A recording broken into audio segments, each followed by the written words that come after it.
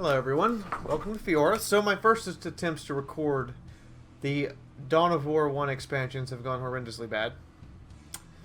The games do not cooperate very well with recording software at all. And you can't put them into windowed mode very easily. So recording with OBS has been a pain. I've had to switch to Shadowplay. Take that into account. If you're planning on doing like Let's Plays and stuff with this, Dawn of War 1 is not your cup of tea. Just saying. So we're going to take a look at Winter Assault first. So the big thing with Winter Assault is this campaign. And as far as Dawn of War 1 goes, this is the last really good story-style Warhammer 40, in my opinion, good Warhammer 40k game you're going to get out of all these expansions. And when I say good, I mean a campaign in which there's a story element involved, there's some immersion, there's good voice acting, all that kind of stuff. The next two expansions I reviewed don't exactly have that. So let's take a look at the Orders campaign. Let's just select mission. Sure, we'll play No Retreat. So, under the Valiant General Stern, the Imperial Guard have entered orbit along Lord 5. The simple goal, they must retrieve a powerful war machine called a Titan left behind when Chaos Marines conquered the planet from the local Imperial garrison. Planet Paul Beach has besieged. Forces must seize control of a defense fortress currently held in chaos. Unfortunately, the Imperial Guard possess the iron will needed to undoubtedly see this to the bloody end. Now, I think they do a really good job of incorporating you into getting used to the new armies in terms of a campaign. Again, this is the highest resolution the game will set. This is also the best the game will look. The graphics and the game's compatibility, particularly with 64-bit operating systems, has not aged very well, I'm going to say. So, let's begin our assault. And as with the Imperial Guard, you are going to find that your assaults are bloody and virtually pointless to worry about the individual guy dying. As you can see, a squad is already broken from the heavy bolter fire, and they're just getting mowed down. And you know what? Playing Imperial Guard, you're not supposed to give two shits. Which they did a very good job emulating the fact that you literally care not for a single soldier's life. And you literally care not for most of your squads. You care about the overall battle. Did we take the objective? Did we take the point? Then the Guard has done its job. That's literally how this works. There we go. Point taken. And the big thing with these campaigns is that I'm not only going to play the Imperial Guard, I'm going to get flipped around and have to play the Eldar too. And if I go play the Chaos campaign, I have to play not only Chaos Space Marines, but I have to play Orcs. Both of which, well, all of which paired together, playing entirely differently.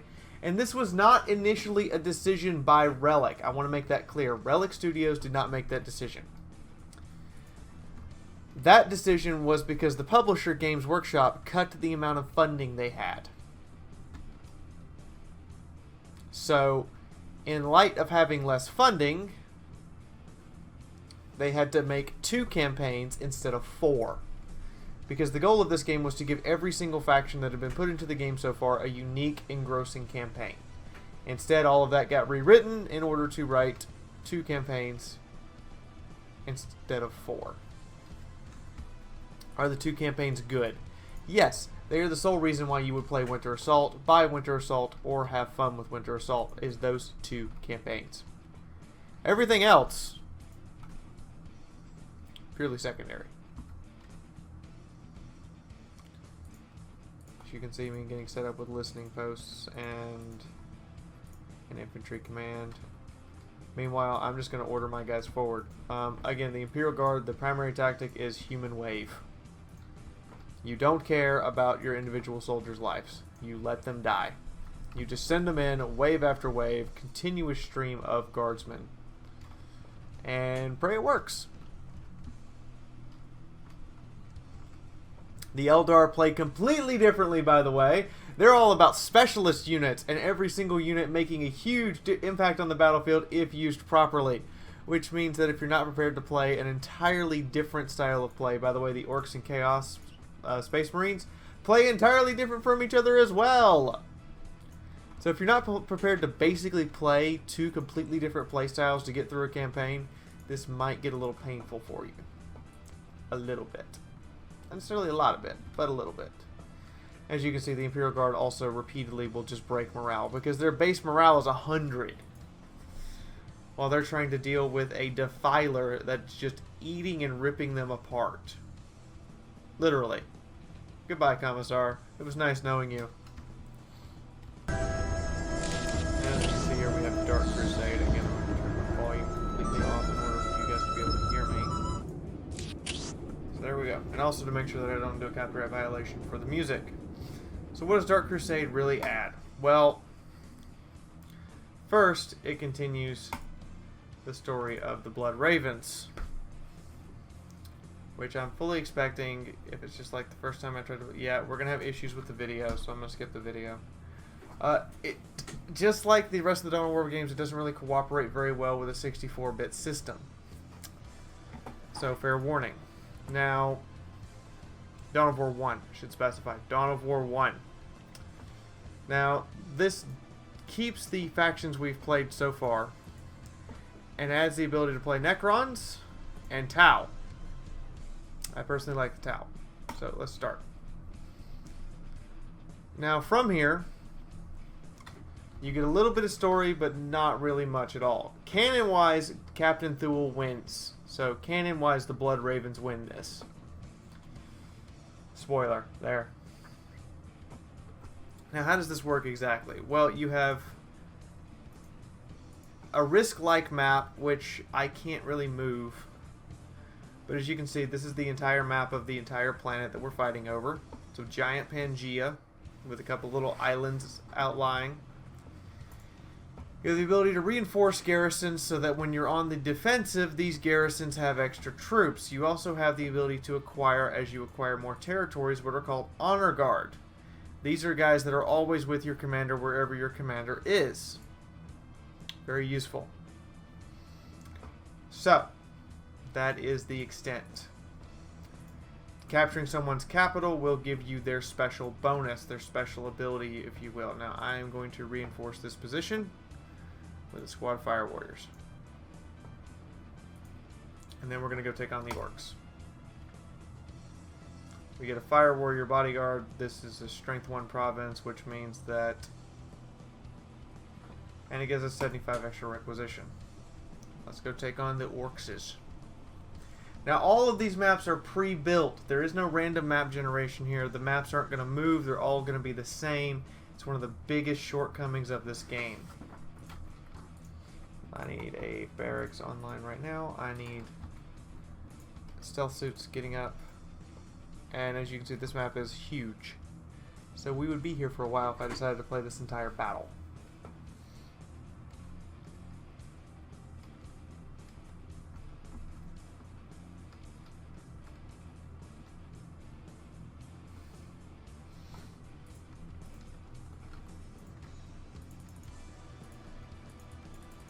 I'm trying to conserve the number of stealth suits that I actually make because of restrictions with unit cap, population cap, if you will. Because I prefer Fire Warriors, personally. Right, we got some builders up. We need another unit. We're going to need more Fire Warriors. So let's get these done. But yeah, this is the same Dawn of War gameplay we've been doing for 2 games now, into the 3rd game. There's not a lot really added here beyond the 2 races and that overlay risk style campaign map I showed you. It's a little disappointing in that aspect. But hey. Oh, hello. You went ahead and sent your war boss at us. That's kind of a dorkable snare trap. I move through it. Now he's snared in place and can't. Or he's slowed. Keep moving. Keep moving. I don't know why this guy's taking so long to take down. How many hit points does he have? 2,000. He should be going... I'm dying quicker than he is, obviously. Come on, claim the point. Need you up here. Yeah, the orcs are super hyper aggressive, by the way. And apparently can just mow right through your troops. Oh, right. Stealth suits suck for combat purposes. I forgot. Well, you guys are going to die. That's why I try to conserve the number of stealth suits I use. It's because they really do suck. But yeah, this is what you can expect to have happen. The AI is going to be stupidly super aggressive when you don't have any honor guard. Come in here, and with the Tau, you're just going to die. Over and over again. Tau excel at outshooting teams. When the enemy doesn't bring very much shooting, this is kind of what happens.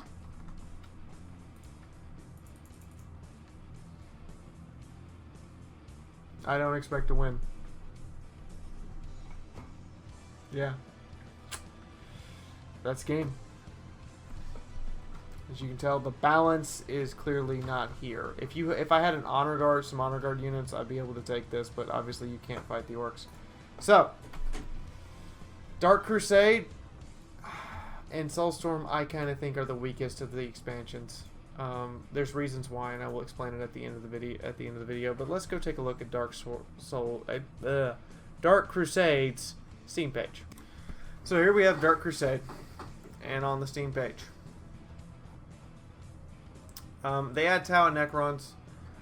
The Necrons are clearly the superior units. This Necrons can function in melee. Tau cannot. It's very difficult to play the Tau. The 12 multiplayer maps are the same 12 maps that are used on the campaign. The campaign is not that deep. It's really not. And technically, we know the Space Marines win because of Dawn of War 2. This is kind of the lowest point of the expansions, in my opinion. Once you've played through it once or twice, you're not going to want to do it again. And I don't have much else to say about it. I wish there was more here for Dark Crusade, but Dark Crusade is really not worth the price tag. Let's go take a look at Soulstorm. So Soulstorm, what does Soulstorm add? Remember how I said Dark Crusade was kind of weak? Well, Soulstorm is right along the lines of Dark Crusade. Everybody bought it up. They thought that we wanted it, so they put out another one that's basically the same thing, just on a multiple planet with a few moons scale. There is a story here. I'm not quite sure who actually wins this one.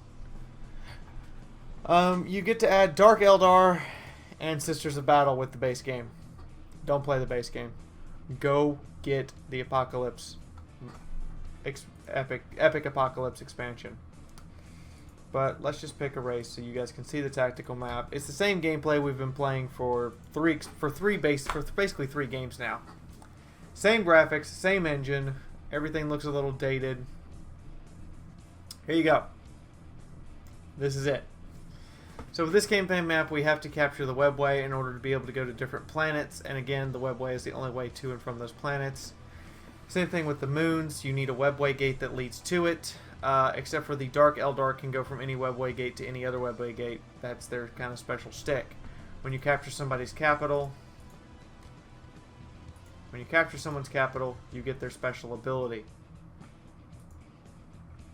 You have Dark Eldar starting out versus Chaos, Eldar starting out versus Necrons, Orcs starting out versus Tau and Space Marines, and Sisters of Battle versus Imperial Guard. By the way, Sisters of Battle only start with 1 territory, so they have to immediately seize one or lose.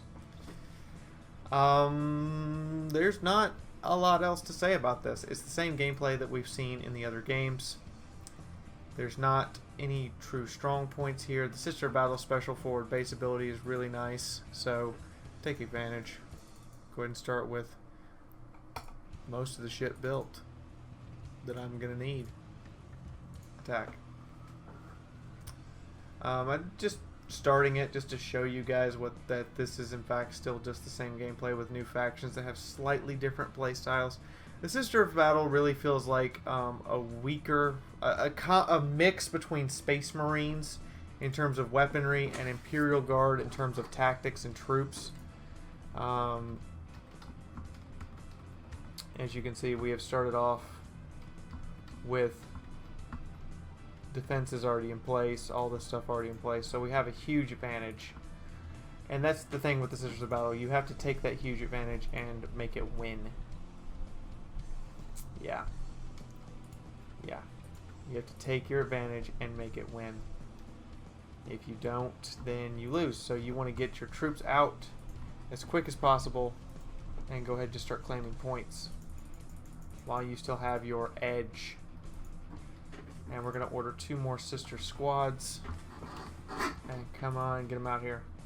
Get out the Seraphins and everything. So yeah, these really play like the Space Marines. I don't know what else to say here. I do not have the Epic Apocalypse mod installed. I'm going to explain why momentarily. As soon as we get to that section of the review in which we talk about the Epic Apocalypse mod. As far as the standalone expansions go, this is the best one. Hands down. Soulstorm is the best one in terms of between Dark Crusade and Soulstorm. However, between the 3 of them, I personally like Winter Assault because it actually has a real full campaign. This campaign is just...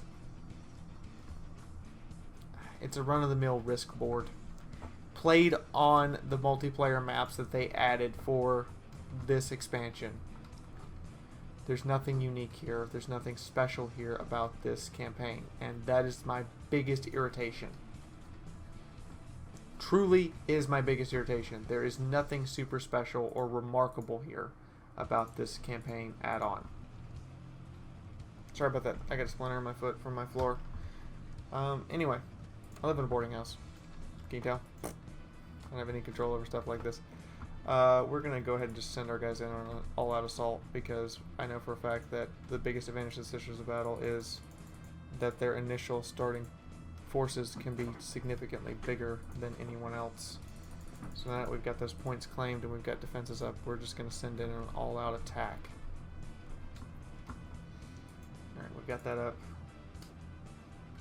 Pristine Sanctuary, is that already built? It's already built. We need to upgrade that to get access to more stuff. And we need to get listening post thrown down if we can to secure that point. As you can see, the guardsmen really don't stand much of a chance versus the sisters. I said assault. That means you keep going until we claim this. And give me another Seraph. Oh, we don't have enough. Now we do. Seraphim squad.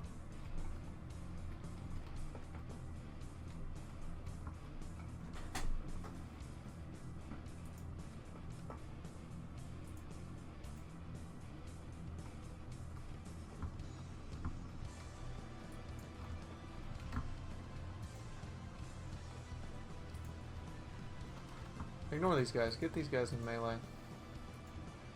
Ignore these guys. Engage them. Attack melee. Those guys. So that they have to fight you instead of being able to shoot their bolters.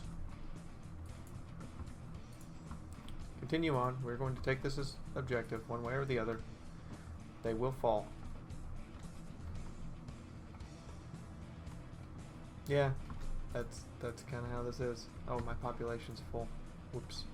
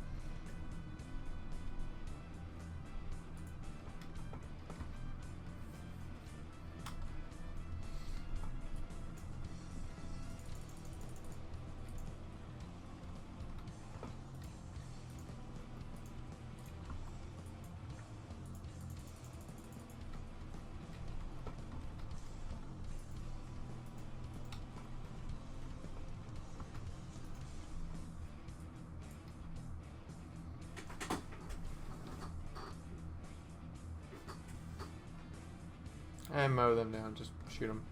Shoot through.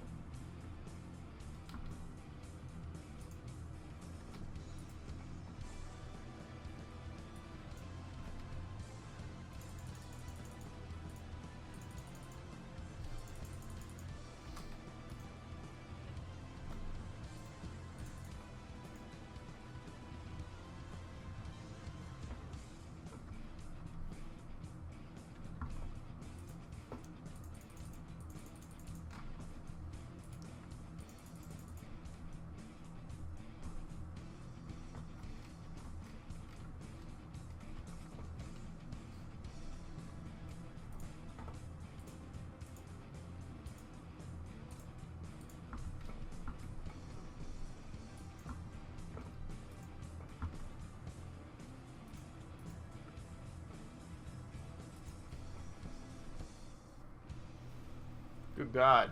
All the bolter fire.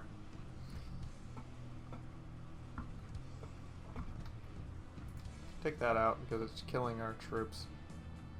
Oh, we can get more heavy bolters now. That's ridiculously silly. We shall take more heavy bolters then. Acts of faith, you say. And what would I do with these acts of faith?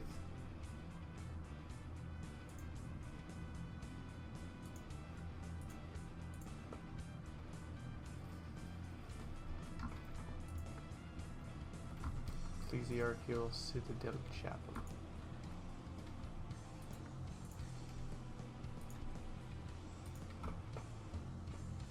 And that's pretty much it. We just assault, capture the enemy base, destroy their headquarters, and they lose. As we can see from the sisters here, wielding bolters, heavy bolters, inferno pistols, power swords, all the 9 yards. Attacking in unison with your power swords is pretty goddamn intimidating. How are you making the building bleed? That's it. Soulstorm by itself is nothing really to talk about. However, as you can see, you earn victory. We got this Prioritas squad as an honor guard. We also got a war gear for our first conquest. War gear basically enhances our commander. Power sword, a brazier, or we give her a power sword. We could give her a cloak, which increases health and protects against melee attacks. We could give her Crusader gauntlets, immunity to knockdown, and increases movement speed. Increases regeneration, temporary damage shield. Requires all other war gear. Yeah, that's difficult to get. Let's get the Greaves. And then we can reinforce, in turn. That's about it. So, the thing with their forward base, however, is the fact that it doesn't stick around. Oh no, it does. Their forward base does stick around. Cool. I forgot that that was a thing. Let me in turn. Chaos takes its move. Eldar, Blood Ravens, Tau, Guard go last, or Necron back to us. The Guard actually didn't attack us, which is kind of odd. And then we would attack again and again, over and over again, until you conquer the entire map or you're knocked out.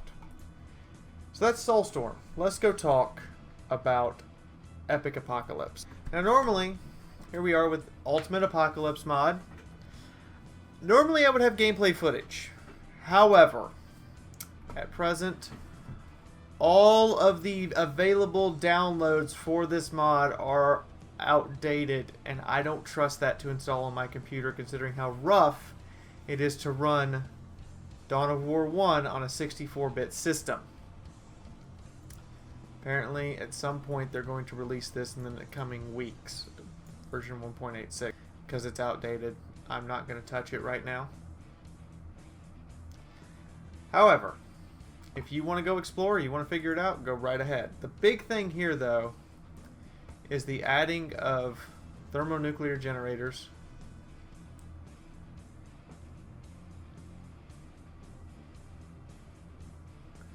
so that you can build more generators instead of having to build another HQ to build more generators. And the adding of Titans, Reavers, Warhounds. Also, because you have to have the expanded races mod for this to play, as you can see by, here it is, because of the things included in the mod affect races that are not in the base Soulstorm game. Chaos Demons, the Inquisition, Tyranids, and I believe there's one more. I can't think of it off the top of my head, but there's one more that all of this adds in order to make it where you can basically play every single army in existence. Really cool stuff, guys. It also rebalances all of the stuff so that each faction is better balanced to fight each other. Whether that be adjusting unit costs or increasing stats, the balancing has been redone. Now, if you're going to play Soulstorm, if you want that just tabletop experience turned into a PC game, Soulstorm is your best bet with this mod. Period. If, however, you're more looking for a unique standalone Warhammer 40k experience, we're going to talk about that next week with Dawn of War 2. So, if you're going to play Soulstorm, go get this mod. Get the requirements for this mod. Everything is listed on their downloads page. Go right for it. I highly embrace this mod if you want to go this route. Of the 3 expansions unmodded, Winter Assault is the best one in my opinion because the campaign is really deep. There's 2 sides to it. It's hours of gameplay fun, whereas Dark Crusade and Soulstorm's campaigns are kind of really shallow for me. There's not a lot of story to go with. It basically just feels like my local game store is running a campaign of 40k and we're translating the tabletop version straight to a PC. So if you want a tabletop PC version, this is it. None of these are bad games, mind you. Just my opinion of them, Soulstorm and Dark Crusade are kind of at the bottom of the barrel in comparison to the base, in comparison to Winter Assault and the base game. Or Dawn of War 2, in my opinion, was really was really good when you take it for what it is. But we're going to go check out Dawn of War 2 next week. In the meantime, this is Fiaura officially signing out for right now, and I will see you all in the next video. Bye-bye, everyone.